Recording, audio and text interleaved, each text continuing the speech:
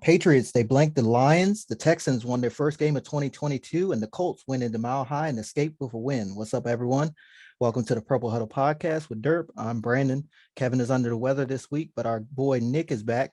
So let's get it started with our 2-minute offense. Durp, how's it feel to win 4 in a row?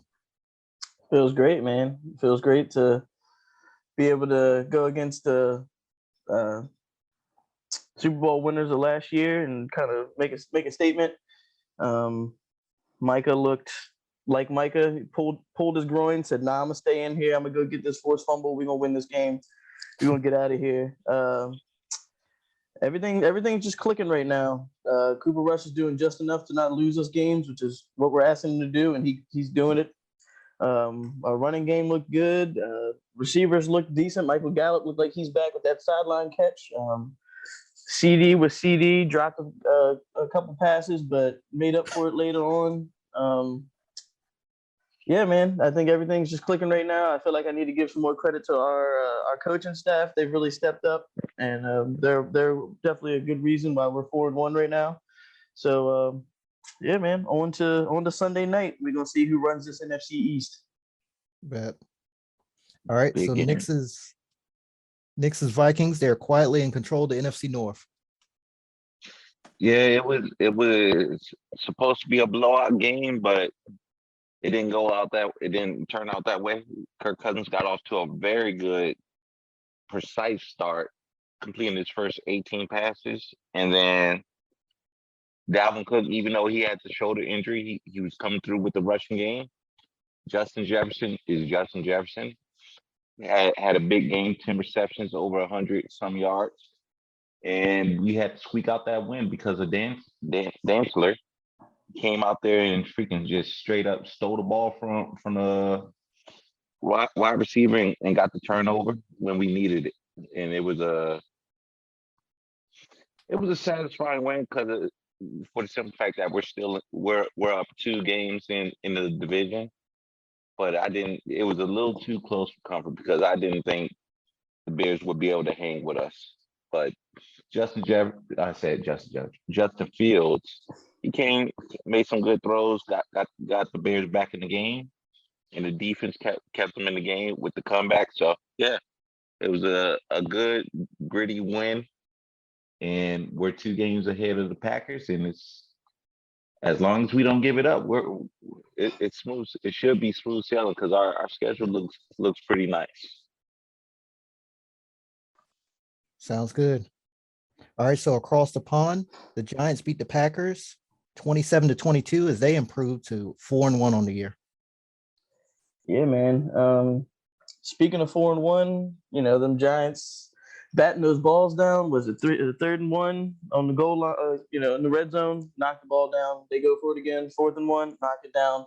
It's a hell of a way to end a game. Very anticlimactic, but it felt right for this game. It just seems like the Giants wanted it more. Like they just wanted this win more. You never really know what's going to happen in London. It's just a wild games over there because there's a bunch of Giants fans there, and there's also a bunch of Packers fans there. But they zoom out, and there's like Bengals fans there, and there's Cardinals fans there. So it's like just a crazy environment. So you never really know what's going on. I feel like if the Packers don't figure out this offense sooner or later, it's going to be their demise because their defense can only take them so far. And I mean, at some point somebody's got to step up. And yeah, Randall Cobb stepped up on Sunday, but let's be honest, he's not about to be your wide receiver 1 for the rest of the year. Yeah. There's no turnovers in this game. They basically had the equal amount of plays. Like I said, I think it just goes to show that the Giants just wanted it more. Really, Saquon looks like he's probably going to be comeback player of the year. Daniel Jones only missed 6 passes the whole game, which is very un-Daniel Jones like, but he seems to be comfortable in this Dayball offense so far, and they seem fired up to play for him. As far as the Packers go, like I said, they need to figure out this offense. I feel like they need to utilize the running game more. They always hype up AJ Dillon and Quadzilla and all this other stuff, and then they don't they barely use him. I feel like he doesn't get enough touches in the game, and for Aaron Rodgers to throw 502 touchdown passes and Mercedes Lewis to be the only first round person to ever catch one of those passes is just insane. Like it's crazy. At some point, this man needs help from somewhere. Yep. But that help is now playing for the Raiders. So Yeah. Yeah, it was a lot of things that stuck out to me. And it was almost crazy the way Aaron Rodgers was literally being used as a game manager. Like He's being used as a game manager. They run the ball. They run the ball. They stay conservative. They don't really try to attack downfield like they usually do, and they really don't have the receivers to make them think to make the throws down the field. But I I keep looking back at the trade. Like, why in the world would you trade Devontae Adams when you know that it's his guy? it just doesn't make any sense to me. And the whole organization, they're going to look back on that, and that's going to be one of the dumbest trades in Packer history. It really is, because it makes no sense why you would trade your best wide receiver knowing that you have no secondary wide receiver. And it's showing. It's showing.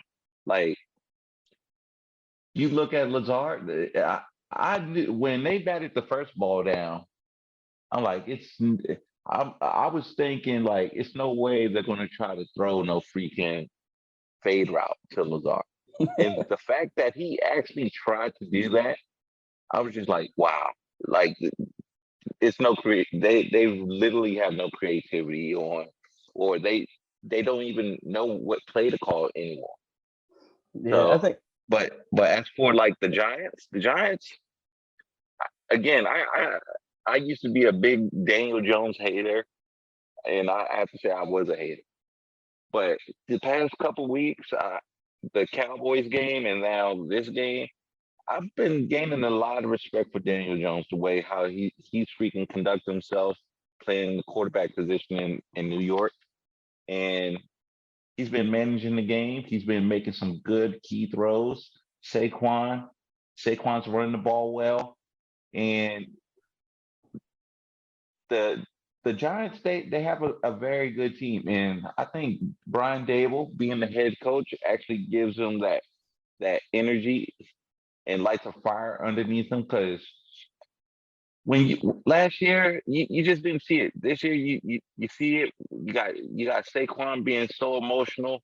You got the whole team being emotional. Brian Dable, I love it when after the game he's going towards the tunnel and you just see that emotion going flowing yeah, through him.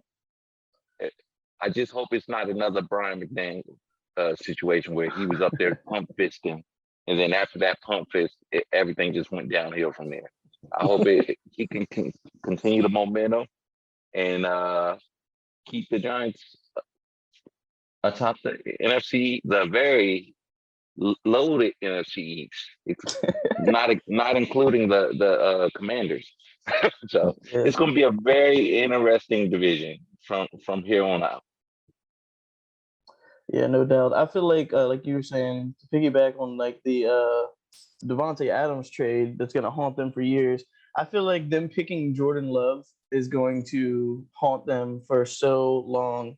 And with the Devontae Adams thing, I feel like even uh, Aaron Rodgers came back, and after he had came back, then they got rid of Devontae Adams, and then he came out in the interview and said that when he decided to come back to the Packers, he was under the impression that Devontae Adams was also coming back.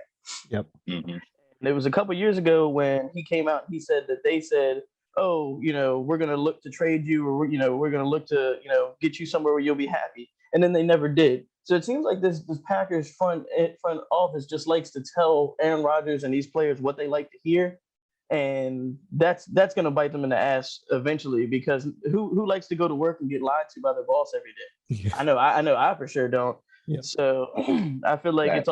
it's all coming to fruition for them. The way that they've handled things over the past couple of years is kind of coming to bite them in the ass, because they've pretty much walked to the division title every year, but now the Vikings are looking better. The Bears have a decent defense, work on their offense, and the Lions vice versa, where their offense is really good and they're working on their defense. So I kind of feel like they maybe got cocky and was just like thought that they could make whatever move that they wanted to, and now it's kind of coming back on them.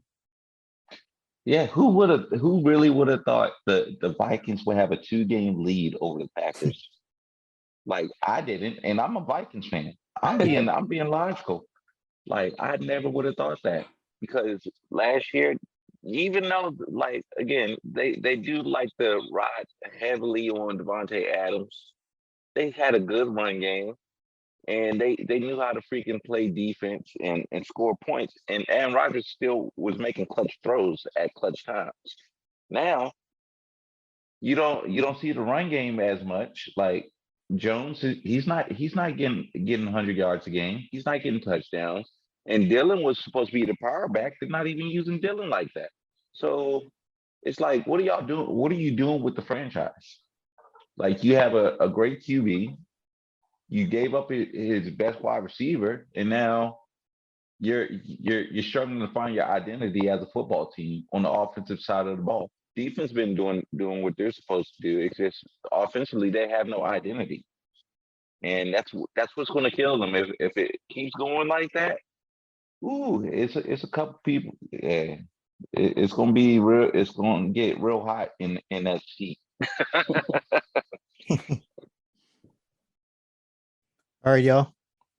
Turning our attention to Ohio, where Austin Eckler and Nick Chubb got it done for their respective teams on Sunday, but Los Angeles beat Cleveland by 2 points. That was one of the better games I saw this whole Sunday. The Browns and the Chargers was throwing blow for blow. The run game was definitely evident. They like no team could stop the run game. Chubb was doing his thing. Austin Eckler, underrated running back, was doing his thing. And at the end of the day, it comes down to Jacoby Brissett with a dumb interception in the red zone. If he didn't throw that interception, they win that game. And he has to know. And he's been in the league for a minute now, so he should know better not to make them throws in the red zone. But I like how the Browns look. They should have won the game, but they didn't. The Chargers, on the other hand, I don't see the Chargers getting a lot of wins because the defense is just not to where it is, and two, they like the quarterback. They got to keep Herbert healthy, and again, he's taking a lot of hits. If you're going to continue to let him take them hits, he's not going to be in the games a lot. Like they got to reduce that, and it's going to be a long season for Justin Herbert. It really is. But Jacoby Brissett, he made a terrible mistake, and obviously by them getting Jacoby and trading Baker, they made the right decision because I really don't know if Baker would have had them 2-3, or they should be 3-2, but Jacoby messed up. But yeah, I don't think Baker would have been able to do this, and Jacoby did a very good job. And whenever Deshaun Watson gets in, he should be able to take over the Rams and lead them to a playoff spot. Oh. Yeah, this game reminded me so much. I had to go back and look at the year. It was like 2009. Remember when the Jags played the Titans, and it was just like MJD would get the ball, 80-yard touchdown. CJ2K would get the ball, 70-yard touchdown. MJD would get it, and they just kept going back and forth. That's what this game reminded me of. Like I seen that Nick Chubb is a nominee for the FedEx Ground Player of the Week. 134 yards, 2 touchdowns, 7.9 average, basically 8 yards every time he touched the ball. Then you see Eckler, 173 for 1 touchdown and 10.8. So a first down literally every time they gave this man a carry. not to mention, what he does in the passing game. They've been without Keenan Allen, and you can tell that this offense kind of runs through him. That's always Justin Herbert's first read. But with him being out, Mike Williams stepped up, 10 catches, 134 yards. The Chargers had 6 different players catch a ball, and I feel like the Chargers are everything that the Colts wish they could be as far as like depth, because the Chargers have really good players out front. And then even when Austin Eckler needs a break, they can lean on Joshua Kelly. When Keenan Allen goes out, Joshua Palmer comes in, even DeAndre Carter comes in, and they just have players that step up. And as far as the Browns go, they have so many big names on this defense, and it doesn't make sense why they're not really clicking as much as they could be. Maybe they're not as healthy as they should be, or maybe their star pass rusher is getting, speeding and crashing his car when he should be not doing stuff like that. But the Browns they need to step up, really all the way around. Like Nick said, I think once Watson comes back, I think he's allowed to be at the facility now. He comes back like week 11. So I think he's allowed to be, like I said, around the team. Hopefully when he comes back, he'll look better than he did in the preseason, because he looked god awful. And shout out to Amari Cooper. We still miss him down in Dallas. He's still putting up solid numbers out here. 7 catches for 76. That's another head scratching decision right there, because Coop is balling down in we don't gotta talk. We don't gotta talk about that, all right, Nick? we know that the Cowboys gave him up for a bag of chips and a half drink. All right, we all know the Cowboys couldn't afford to keep him, and then he went to the Browns, and they said, "Oh, what do you know? We can restructure your contract. Maybe it'll work for both of us." I don't know, man. I can't tell you. But as far as this game goes, it was just a good old fashioned back and forth slugfest. It came down to who was going to make the most or the least mistakes, and that ended up being the Chargers. But I think the Browns have a lot to build on, as long as they just keep leaning on this running game, because Nick Chubb's looking like the best running back in the league this year. And even when he needs a rest, Kareem Hunt steps in, and they don't really miss a step. So as long as they stay true to who they are, and this defense can clean it up a little bit, I think they'll be all right.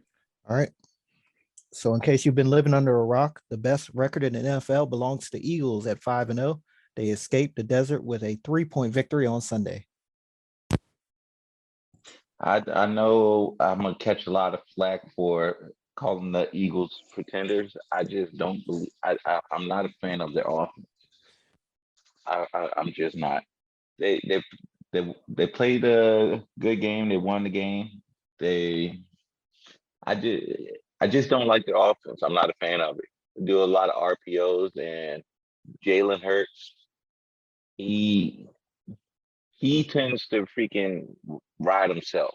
He like them 2 touchdowns. It's like, why in the world would you freaking do 2 on 1st and goal after when he scored his first rushing touchdown off of QB sneak? I was like, all right, it's not wrong with that.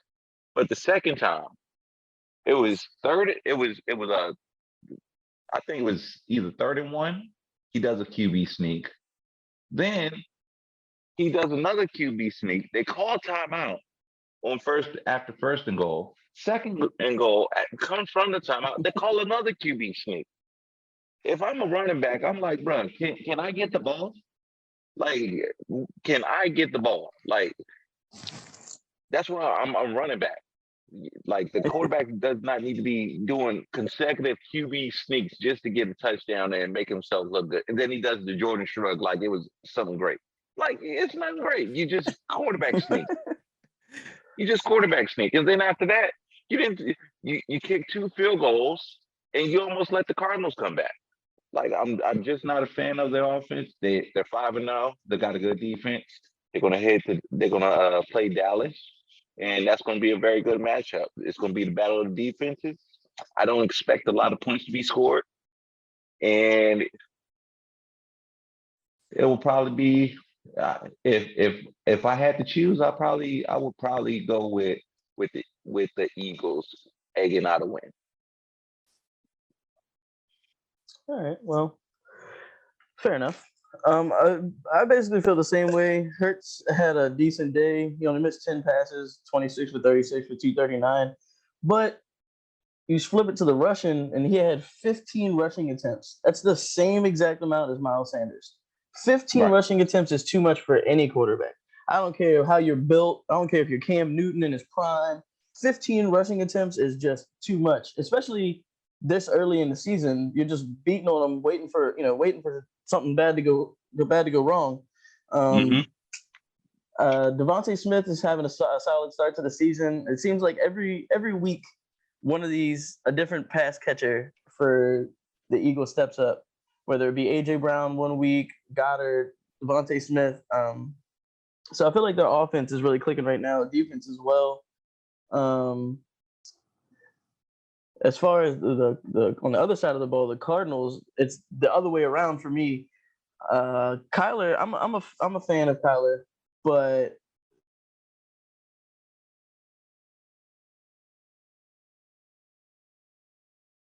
both James Conner and Darren Williams got hurt, so then they had to lean on Eno Benjamin. Rondell Moore's back to their slot. Hollywood's still playing very well. AJ Green is back, whatever that means.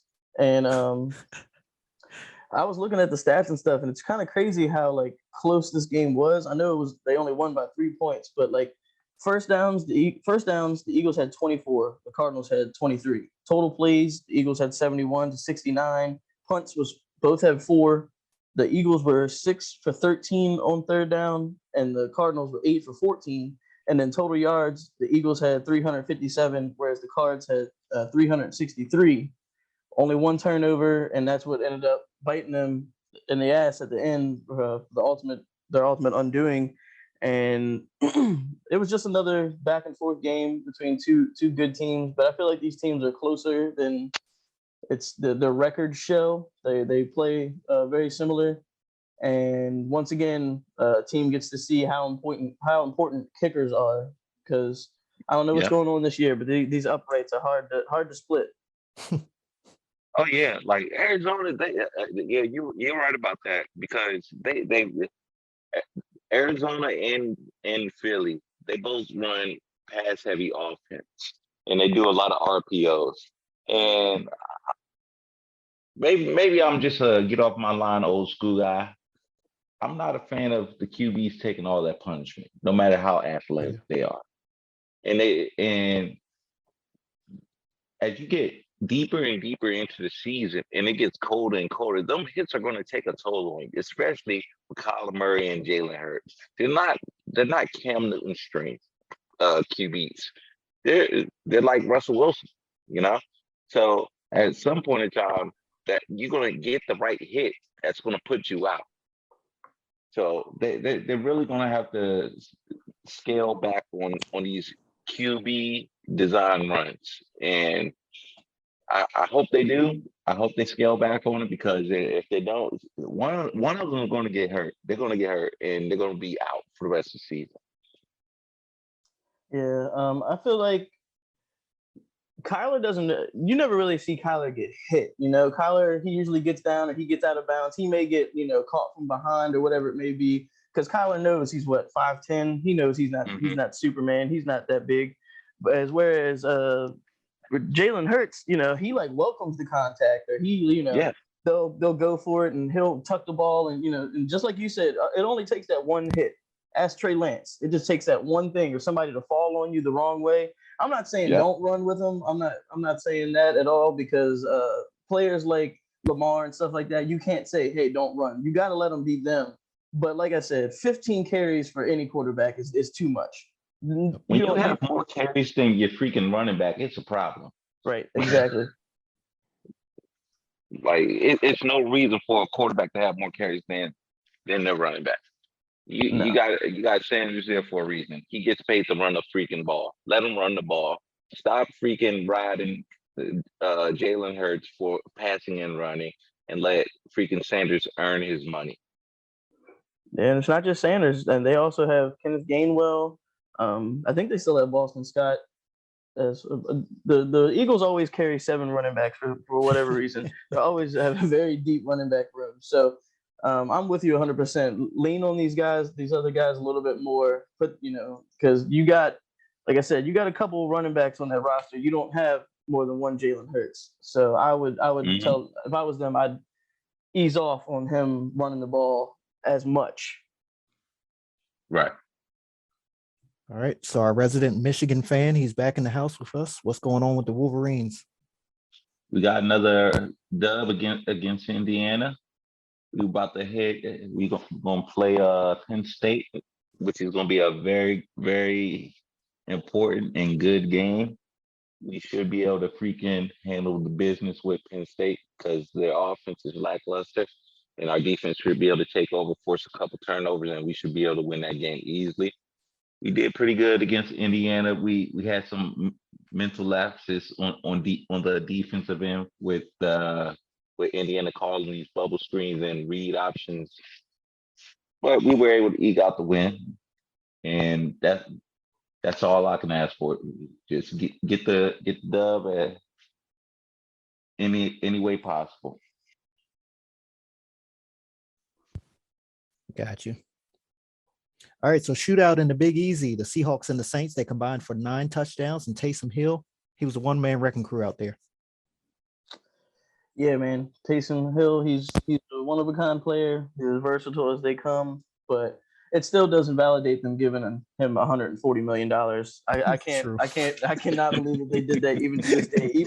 Even with him going out there and doing that, those are elite quarterback numbers. And this man he's a Swiss Army knife. Don't get me wrong. He did his thing. I'm not taking anything away from him, but yeah, that still blows me away. I thought they only did that because Sean Payton loved that man to death.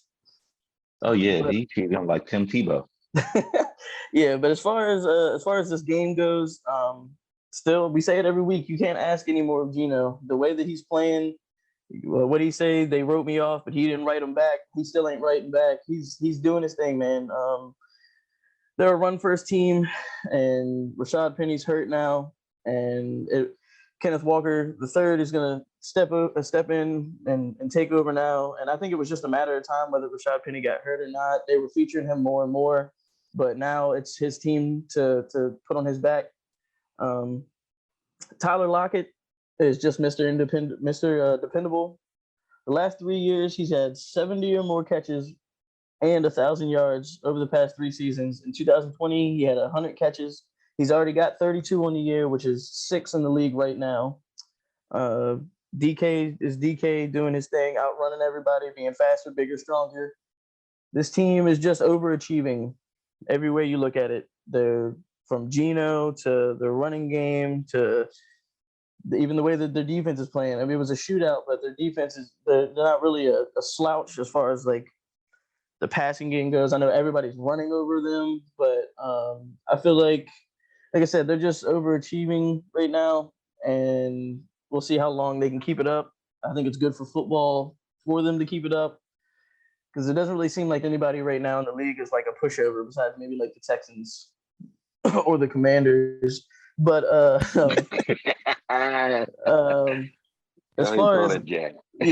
far as the Saints go, that Chris Olave injury was crazy. I was watching NFL Red Zone, and I swear they must have showed this dude's face bounce off the turf like 7 times in a row. And I know they were like, "Oh, is he catching? Is it a completion? Is it a touchdown? Whatever." They just kept showing it over and over. So I hope he's okay because I feel like he's the front runner for our offensive rookie of the year right now.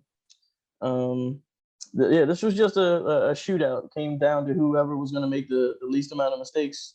Just like the Browns and the Chargers game. Saints were 8 for 14 on third down. Hey, Durp, one question before you finish. Yes, sir. Was that rough in the pass on Chris Olave? On Chris Olave? Yeah, was it? I'm being sarcastic. Talking about Tommy Boy. But the Seahawks were 1 for 9 on third down. The Saints got 3 sacks. The Seahawks only had 1. Didn't really come down to a lot of stats in this one, just who was going to squeak out a win. And the Saints were able to do that mainly thanks to Taysom Hill. They finally got Alvin Kamara involved, which I don't know what took him so long. He's like one of the best backs in the league. Yeah, that's really all I have on this one. It was a good game, and quite frankly, if I had to do a comparison between Geno Smith and Russell Wilson, I would take Geno Smith right now. Yeah, He's outplayed, and it's not even a contest. He's you're right. outplayed Russell Wilson throughout these past 5 games, and it's not even close. This dude threw for 3 touchdowns, 268 yards. They're averaging way more than 10 points, unlike Russell Wilson. But yeah, it was a good game. Taysom Hill, I just don't understand this. When you see Taysom Hill line up in the quarterback position, the first thing you should automatically think is he's going to keep the ball and run it. The 2 Exactly. touchdowns he got, he did a fake throw and kept the ball, and he went untouched. The second one he went untouched. The first one he just powered through. I just majority of whenever he does this, 9 times out of 10 he's going to keep the ball to himself. But it was a good game. The Saints, they're just finding ways to win at this point. They got a good team. They're staying afloat in the NFC South, 2-3. So they're putting themselves in a position to at least stay competitive in the division. As for the Seahawks, like I said, Geno Smith, he's been doing pretty good. He just wasn't able to come out with the dub. And the Seahawks, they look pretty good. They got a good run game. Honestly, DK Metcalf, he had a good game, but he had 2 crucial incidents where he potentially caused them the game. He had the drop touchdown, they lost by 7. Then he had the fumble after the catch, where the Saints freaking recovered the ball. Who knows what could have happened after that, you know? So I'm not saying that he's a turnover prone guy, but hopefully he can get that corrected and the Seahawks can freaking rebound from that and start reeling off some wins. Because Tyler Lockett did good, DK did good. They both had 5 receptions. Lockett had over 100 yards receiving. DK was 20 yards short of getting 100, but he still had a good game. So yeah, it was just a good game all around. All right, you're listening to the Purple Huddle podcast. It's time for the Hokey Pokey. What's the latest out of Blacksburg?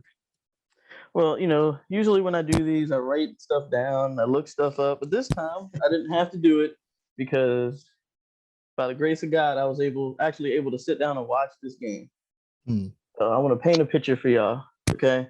Saturday rolls around, got the day off, I wake up, go out, pick out some pumpkins with my son, we take them out back, we carve them, and then I come inside and I get to see some other carving by the likes of, I don't want to butcher this man's name, Israel Aban Ikanda. This man had 36 carries for 320 yards and 6 touchdowns. Damn. Yeah. What? 320 yards and 6 touchdowns, the longest of which was 80 yards. Wow. Yeah. This game, it was like literally every single time. What was his yards per carry? He averaged 8.9 per carry. Yeah.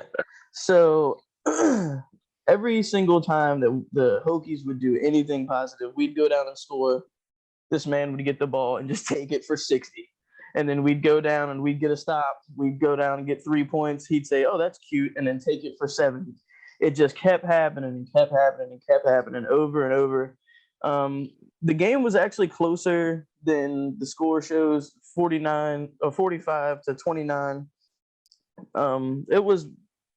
They were winning by 1 point at halftime, but then after the halftime, we put up a fight. We scored 7 and 6, but they scored 14 in both the third and the fourth.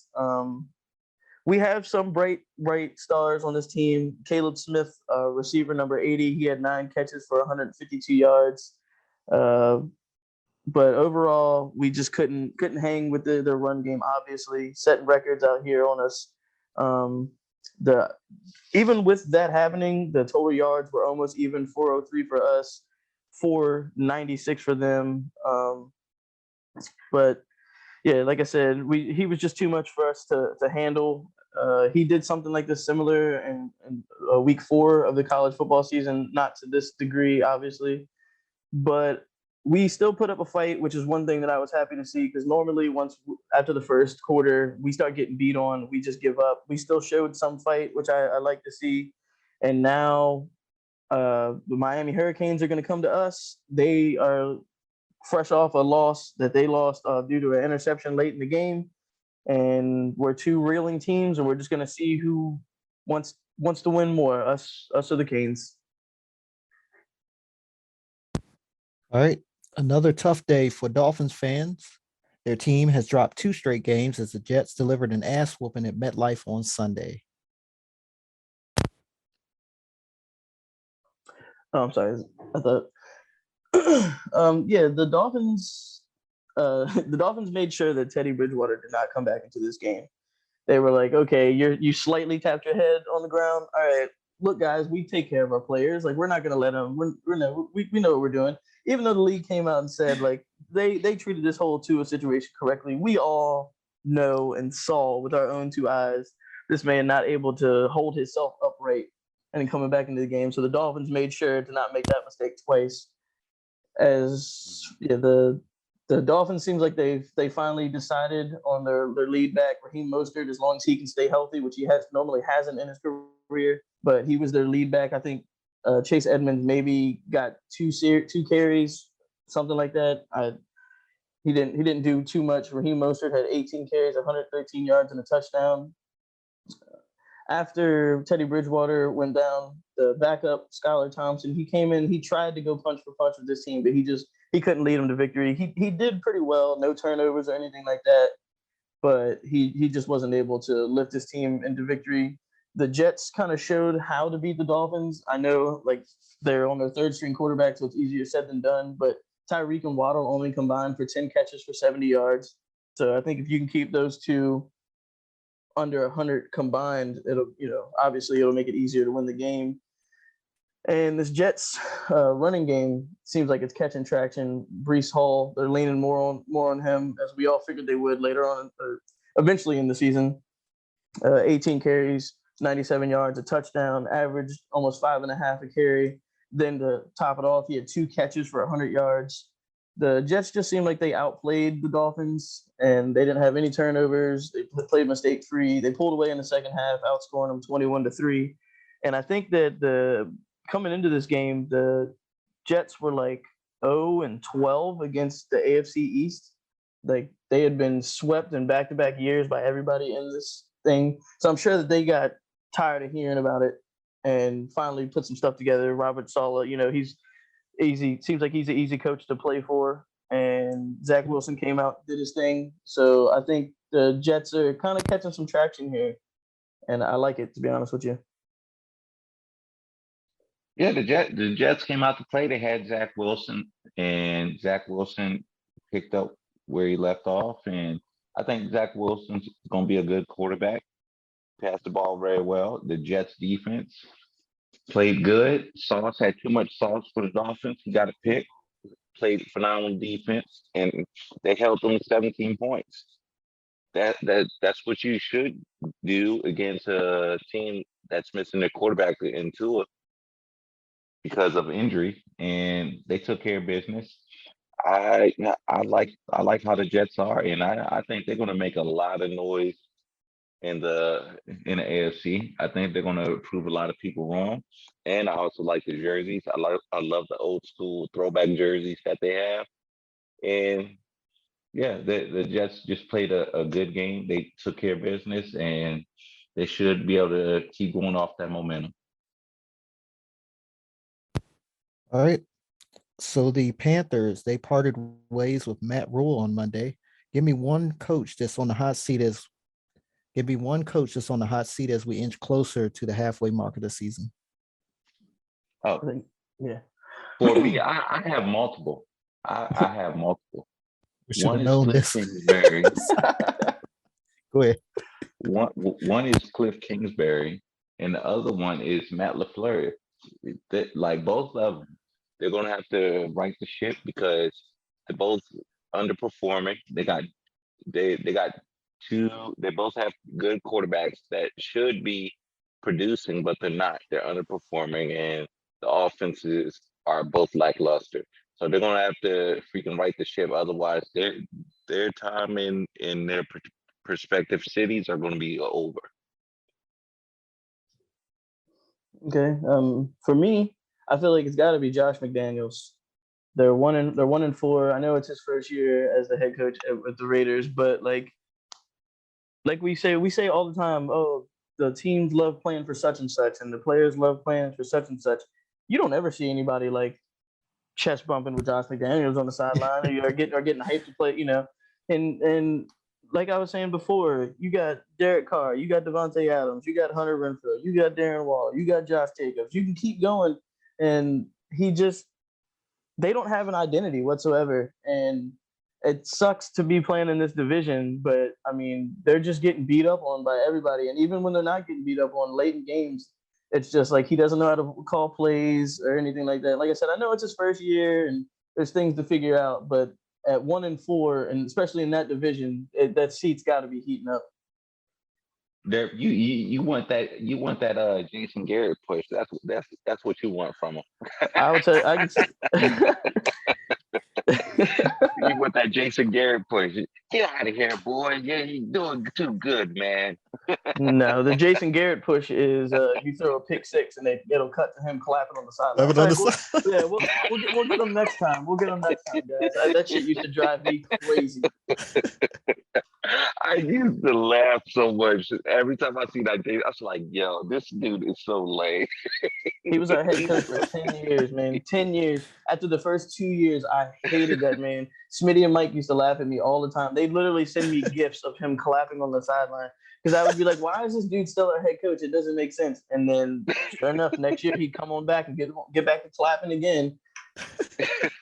That Jerry Jones shit. Mm-mm-mm. All right, the guys are ready for their bold predictions for week 6. What you got, Nick? Bold prediction is that the Bills and Chiefs game is going to be a defensive game, and they will not total more than 50 points. It's going to be a defensive game, and it will not be total 50 points. That's my bold prediction. All right, for me, I'm gonna kind of piggyback on what we were talking about earlier, and I have the Jets beating the Packers this week. I think that Wouldn't be Sauce, surprised. yeah, I think Sauce goes back to back weeks with the interception. Probably takes this one to the house, but I got the Jets beating the Packers. I got Zach Wilson outperforming Aaron Rodgers. Got you. All right, so week 6, it gets underway Thursday night in the Windy City with Commanders at Bears. Sunday games will feature Smitty's 49ers at the Falcons, Patriots at the Browns, Jets at Packers, Jaguars at Colts in the AFC South. Vikings will travel to Miami to take on the Dolphins, Bengals at Saints in the Big Easy. Ravens will be at MetLife against the Giants, Tampa Bay at Pittsburgh, Panthers at Rams at SoFi, Arizona at Seattle in the NFC West, Buffalo at Kansas City, Dallas at Philly on Sunday Night Football from the Link, and Denver at the Chargers. Detroit, Tennessee, Las Vegas, and Houston are all on the bye. Which game are y'all looking forward to the most? I'm looking forward to that. I'm looking forward to the freaking the Jets and Packers game because Zach Wilson has a chance to go 4-2 against A-Rod. And if he does that, it's especially after what Aaron said about that locker room talk when Jair Alexander said, "Hey, if we lose to the Jets, then it's a problem. But this game right here, he didn't consider it a problem. If they lose to the Jets, I really want to see how Aaron Rodgers is going to react after that game." And and what Jair Alexander is gonna have after that game. For me, I'm looking at probably this Arizona at Seattle game, because those NFC West matchups are always tough. You never really know what's going to go on, but more so for the fact that, like I said earlier, how Seattle is overachieving, and if Gino can have Arizona come into town and beat them, then these talks of why them being happy that Russ left and Gino is here, because nobody saw this coming. And of course my Cowboys going to these Eagles, because we're gonna see if Dak's gonna play or not, and this will kind of show who's the better team overall, especially Sunday night. Why start Dak? Yeah, when you got the undefeated Cooper Rush. It's Ian. Little Shefty. Dude, I unplugged it. I don't even understand how it's still ringing. It's crazy. but no, I mean, I see what you're saying as far as like Cooper Rush goes and Dak goes. But I mean, we all know that when Dak comes back, this is his team. But I will say that if Dak is able to come in, because they're saying he can grip a football now, if he comes in and he loses this game, that's all you're gonna hear. That's all you're gonna hear, and I know it for sure. So we you shall already see. know that. If he lose that game, it's gonna be some Cooper Rush chants going on in there.